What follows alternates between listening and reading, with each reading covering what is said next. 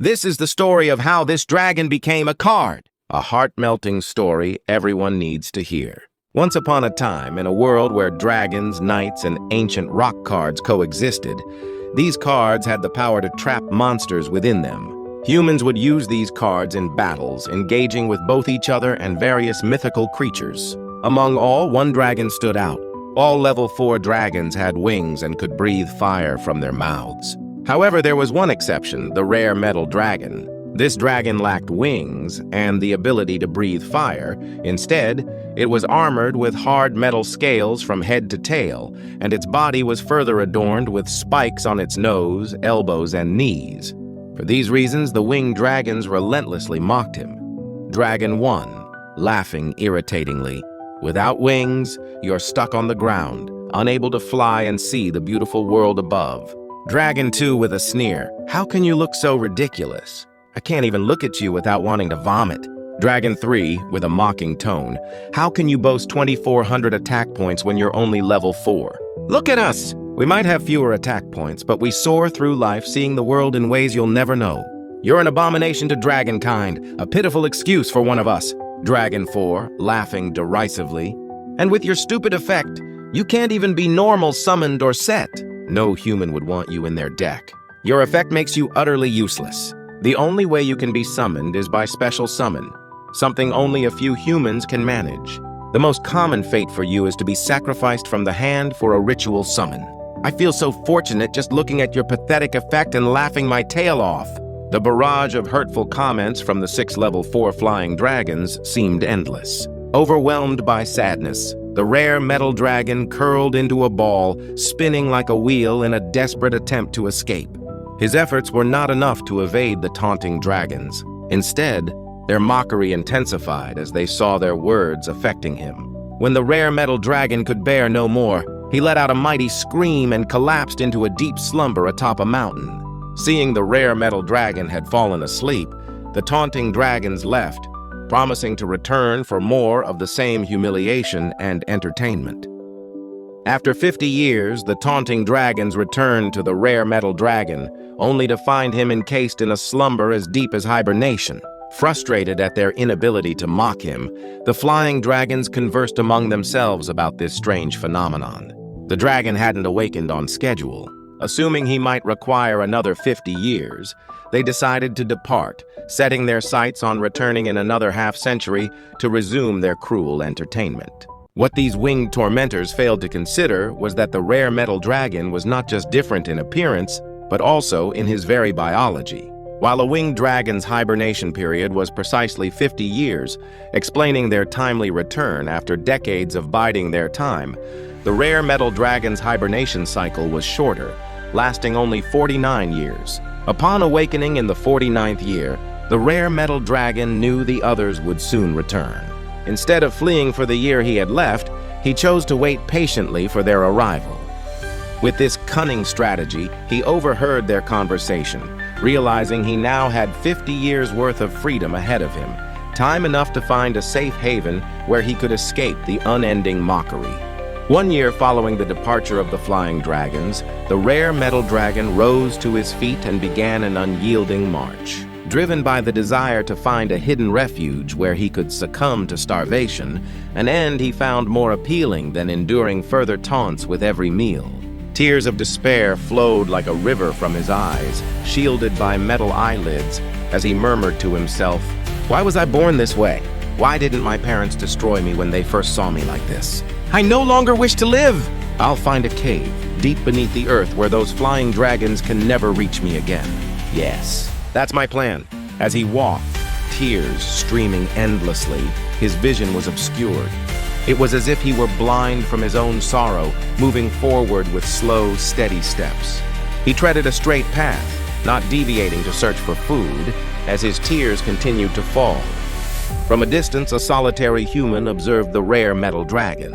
This human, with a profound love for dragons and possessing a formidable dragon deck that included cards crafted by the game's stone artisans, was determined to capture this unique creature for his collection. He noticed the dragon's unwavering path and decided to wait, lying low behind a large rock that concealed him entirely. After 3 hours of walking, still shedding tears since waking from his feigned slumber, the rare metal dragon approached the rock where the adventurer lay in wait. The observer sensed something was amiss.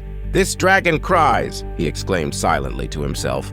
"I won't allow such a beautiful creature to suffer any longer." With that thought, he leapt out from behind the rock, arms spread wide to signify peace, not aggression. The rare metal dragon recoiled in shock, the river of tears momentarily halting. "I'm not going to attack you," the man shouted, his voice filled with reassurance for the dragon. The rare metal dragon was momentarily bewildered. It had been 3 hours since his vision was clear, and now, through his tear-blurred eyes, he saw a human before him, arms outstretched in a gesture devoid of any threat. He stood still, not attacking, as the man's presence did not exude malice. Upon hearing the man's shout, "I'm not going to attack you!" the dragon's tears resumed, flowing even more fiercely this time. "Those flying dragons were right," he thought despairingly. "Not even a human would want to capture me, to give me a chance to escape those relentless taunts." Without another word, the man rushed forward, embracing the dragon with his arms around its metal-clad neck, exclaiming, "Don't cry anymore!" His own tears began to mingle with those of the dragon. Confused and taken aback, the rare metal dragon asked, "Why are you crying, human?" The man stepped back, releasing his grip, and said, "Because you were crying. I love dragons, and seeing one of them in pain breaks my heart. Tell me, please, why were you crying so intensely?"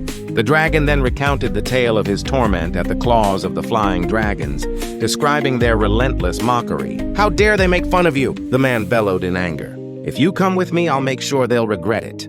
The rare metal dragon took a step back, his expression one of burgeoning hope. "You want me to come with you and enter one of your stone cards?" he asked, his voice tinged with longing. Yet he didn't move, awaiting confirmation. "Yes, I do," the man responded, his face alight with joy. "I accept with pleasure," the dragon said, happiness finally piercing the gloom that had long shrouded his existence. The man raised his right hand, calling out, "I call the empty stone card. I have a dragon monster that I want within my deck. I also want his personality to be preserved even within the stone, and when I call him on the field, I want him to be himself." As he spoke, an empty stone card materialized from the ground beside him, both he and the dragon locked in a gaze of mutual understanding. The rare metal dragon, standing still in this moment of transformation, felt a surge of happiness, smiling for the first time in his long, tormented life. The empty stone card began to glow with a warm blend of yellow and green lights in response to the man's heartfelt request, capturing this very image of the dragon's first genuine smile, a smile that signified the end of 5 centuries of ridicule. This was the last moment the rare metal dragon would walk as a free creature, yet he felt no sorrow. He had found a master who promised retribution for all the years of torment, and those words mended his wounded heart, leading him to willingly surrender his freedom to serve this man. Once the dragon's image and essence were sealed within the stone, the human examined the card, noting its attack, defense, and the effect that many would consider a hindrance. Despite this, a smirk played on his lips, seeing potential where others saw only limitation. Unbeknownst to them, the flying dragons who had claimed they would return after another 50 years, they returned after only 2 days have passed, intending to kick him off the mountain to force him awake. "He's not there!" they all shout in unison upon finding the spot empty. "He tricked us! Next time we find him, we'll make him pay for this," they vowed, their voices echoing with anger and frustration through the mountain air. The flying dragons, now scattered across the skies, continued their search in vain.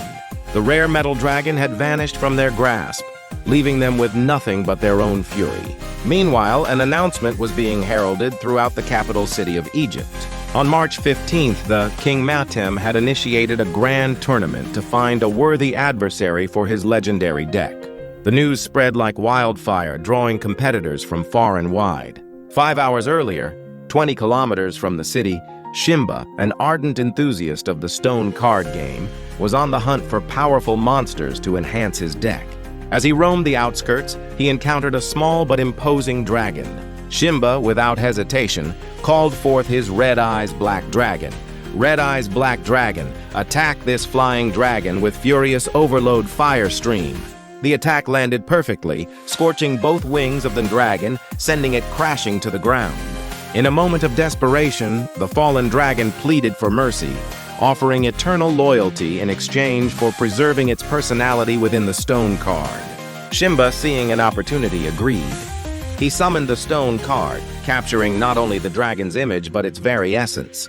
As Shimba made his way towards the capital, a newsbearer ran to him, eager to inform him of the upcoming tournament. On hearing these news, he gets as excited as anyone ambitious for power and greatness could be. Without wasting time, he ran to the capital to book accommodations for the duration of the tournament. It will start in 3 months, sweet Shimba thought, and began running around more intensely in searching for more powerful monsters against the pharaoh. 3 months passed, allowing more participants to gather for this colossal event. Shimba walked through the city, still on the lookout for potent creatures to boost his deck. His dedication paid off as he advanced through the tournament, securing victory after victory until he reached the finals. "Hello, adventurer," Shimba greeted his final opponent with a confident smile. "You've made it to the final round, and one of us will face the king's deck. Expect a great duel before I completely crush you?" "Big words," his opponent retorted with a smirk. "That your actions won't follow." The stage was set for a duel that would determine who would challenge the king's formidable deck. "Let the duel begin," the referee announces with enthusiasm. The rules for this final duel are the following: 4,000 life points each duelist, 6 cards in your starting hand, and you can draw on your first turn. But you cannot attack. Hand card limit at 7 cards. "I'll go first," says Shimba, drawing. "I start with the spell card, Pot of Greed, which allows me to draw 2 more cards. Now I normal summon Terra Tiger, the Empowered Warrior. His effect allows me to summon a normal monster level 4 or lower in defense position. I special summon Crawling Dragon, level 4. I place 2 cards face down and end my turn." "It's my turn, draw," his opponent responds. "Now observe and learn how I duel, kid." I activate the Pot of Greedy Corruption. It has the effect that I draw 3 cards from my deck, but I'm not allowed to normal or special summon a monster for the rest of this turn, and the battle phase and main phase 2 are skipped for this turn. But I can set cards on my main phase 1. I set 1 monster and place 3 face-down cards, then end my turn. My turn, draw. First, I will normal summon the Alexandrite Dragon with 2,000 attack points and 100 defense points. Battle phase. Terratiger, attack his face-down monster. Oh, no you won't. I activate my trap card. No entry. This effect turns all monsters on the field into defense position. Okay then, I enter main phase 2 and change the Crawling Dragon back to attack position. I place 1 card face down and end my turn. My turn, draw, says his opponent. I activate the magic card, Dark Core. I need to discard 1 card from my hand to activate this effect. Banish 1 monster on the field, and I choose your defense position, Alexandrite Dragon. Oh no, I'm not done yet. I summon Mech Knight Avram in attack position. Battle phase. Mech Knight Avram, attack the Crawling Dragon with Slash of Fate. You triggered my face-down quick play spell card, Forbidden Lance. I can target any monster. It reduces its attack by 800 points until the end of this turn. My Crawling Dragon has 1,600 attack points, and your Mech Knight has 1,200, so your monster gets destroyed, and you take 400 points of damage, leaving you with 3,600 life points. Don't act like you've already won, says his opponent with contempt. I end my turn. My turn, draw. I summon Hitatsumi Giant in attack position and change Terra Tiger from defense position into attack position. Battle phase. I attack with Crawling Dragon to your face-down monster. It's a Komodo dragon. After it gets destroyed by battle and sent to the graveyard, his opponent says, when Komodo dragon gets destroyed and goes into the graveyard, its effect activates. It lets me special summon a dragon from my hand. I special summon Rare Metal Dragon in attack position. Rare Metal Dragon? So this is where you hid yourself and we couldn't find you, says the Crawling Dragon. Your name is Crawling Dragon? Says the Rare Metal Dragon, surprised. I thought you could fly. I remember you taunting me for 500 whole years, and now you have burned wings and are crawling on the ground like a serpent, and you have me as your opponent. Now I'll make you pay for all the humiliation you gave me all those years. Only if your master is better than mine. My master defeated me, a flying dragon in 1 shot, and I fell to the ground, breaking many bones, and now I'm a crawling dragon. You were walking on the ground for your entire life. You were easy prey to begin with. Ha ha! You're wrong. says the rare metal dragon with pride in his eyes. My master didn't fight me. He had the courage to stand in front of me with his hands wide open, claiming that he won't attack me. That takes a lot of courage to trust your life to a monster you've never encountered before. His words give a shock to the crawling dragon. Then how did he catch you? He asks with piqued curiosity. He said that he would help me get my revenge on all of you. Look at the side of the Colosseum. All your former subordinates are watching you, their former and strongest chief. Now facing me, your taunting target. We'll see now how you will fare against my master.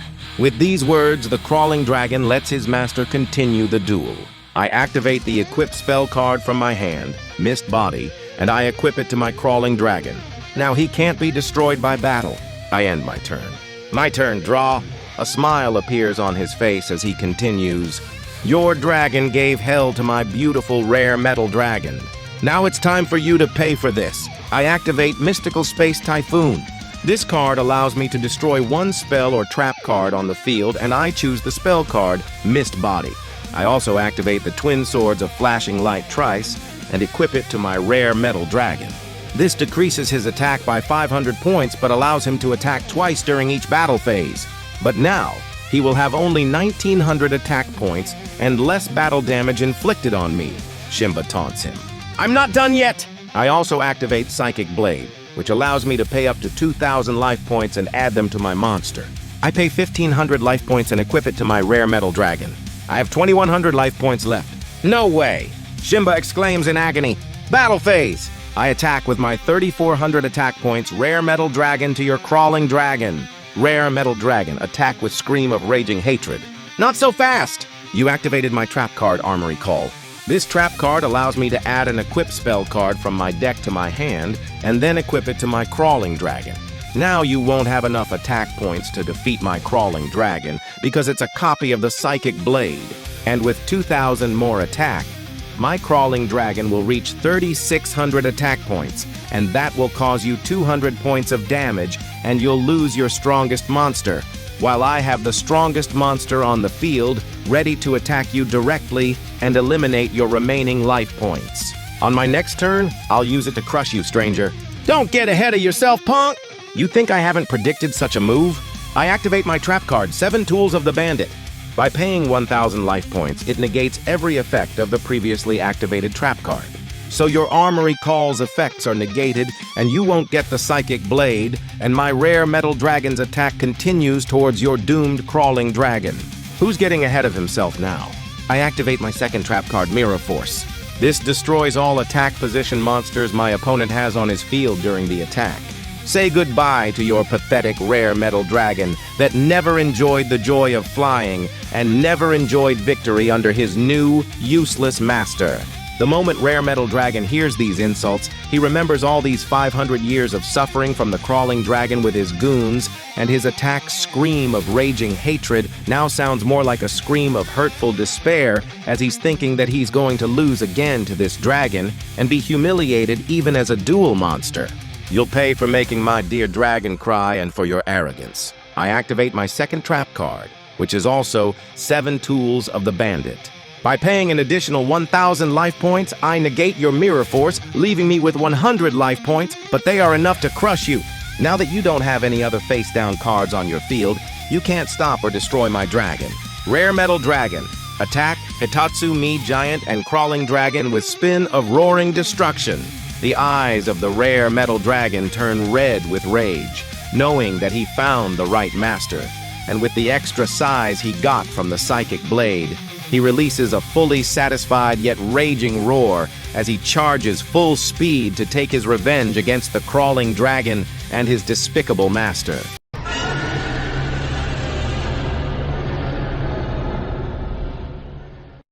Shimba's opponent continues saying, "You get 2,200 life point damage from Hitotsu Mi Giant and another 1,800 points from your crawling dragon, equaling exactly 4,000 life points. Bam! An explosion occurs and Shimba is thrown back from the blast. We have a winner, proclaims the referee. The crawling dragon reappears on the field from his card after the duel ended to see the Rare Metal Dragon one more time. Congratulations, adventurer! The referee continues. You are now going to face the king and his deck. What's your name, you esteemed warrior? The adventurer takes a pose of dominance and declares, "I am Sato Kaiba and I challenge you to a duel, King Matam. But first, I want to say a word to my opponent and his crawling dragon." "I approve," declares the king. Then Sato goes to his opponent and yells, "Whoever makes a dragon sad, even if that's another dragon, they will be faced against my rage, humiliating them to the ultimate degree." Then he summons the psychic blade in his hands and slashes the crawling dragon in front of everyone's eyes, along with his stone card. The crawling dragon is gone forever. And if you want your life to be spared, you should swear that you'll never taunt another dragon ever again. Shimba takes a position on his knees with his forehead on the ground. "I'm sorry for my arrogance," he cries with regret. "I'll never do that again in my life." All right. And by turning the blade on the 5 remaining taunting dragons at the top of the Colosseum, Sato declares, "Now it's your turn." The moment the taunting dragons hear this proclamation, they look at each other, give a nod, and all fly to the arena before Sato and the rare metal dragon with their heads down, saying, "No one ever taught us what is good or what is bad. We were bored, and this was the only thing that could make time pass more pleasantly. We all apologize for our misbehavior, and we are ready to accept any punishment you desire." Sato then turns towards the rare metal dragon and asks him, "What do you want to do as their punishment?" The rare metal dragon responds, "I'll leave it to your judgment, my wise master." At this, Sato turns his face towards the taunting dragons and says, "If you want your life to be spared, you need to first apologize to the rare metal dragon for the 500 years of humiliation you gave him. Bow down your heads and admit that he's superior to you all." The 5 remaining dragons bow down their heads towards the rare metal dragon and declare, "We beg for your mercy, O great rare metal dragon. We swear eternal obedience to you and your master." Sato then commands 5 empty stone cards and traps the 5 dragons inside with their personalities intact. The rare metal dragon jumps out of joy, full with tears of gratitude towards his master for granting him the joy of humiliating all those dreadful dragons that taunted him for his entire life. Now Sato is ready to fight with King Matam to claim the throne from him, but this story is for another episode. Subscribe, like, and share if you like this story. Please don't forget to get a copy of my book. That's also a ticket to enter the competition within it. There are 11 questions that you can find the answers within the story, and whoever reaches the answers will win incredible prizes. More information on the pinned comment. If you want a story like this, give me the prompt as you would in AI, and I'll write you a story according to your liking. Try me. This story was inspired from Jeff's request that he wants a story about this card. I couldn't resist the inspiration, and this story was written within a couple of hours. So, what would you like to hear in your dream story? Tell me down in the comments, and please share, like, and subscribe so I can bring your stories into reality. Until next time, this is Neostone, your favorite author.